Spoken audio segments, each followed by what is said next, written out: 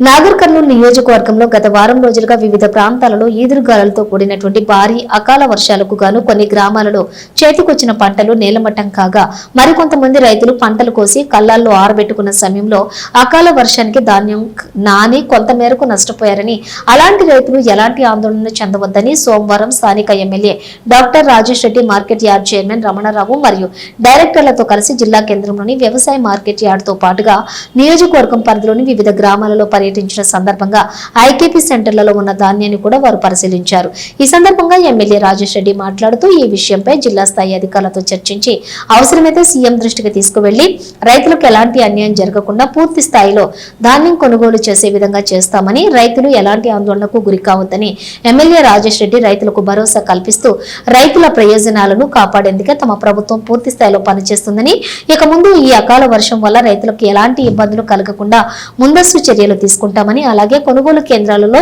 కొనుగోలు చేసిన ధాన్యానికి ఎప్పటికప్పుడు సన్నవడ్లకు 500 బోనస్ తో కలిపి బిల్లులు చెల్లించే విధంగా తగిన చర్యలు తీసుకుంటామని వారు ఈ సందర్భంగా వివరించారు. ఈ కార్యక్రమంలో మార్కెట్ కమిటీ చైర్మన్ రమణారావుతో పాటు డైరెక్టర్లు, నాయకులు, కార్యకర్తలు, రైతులు పాల్గొన్నారు.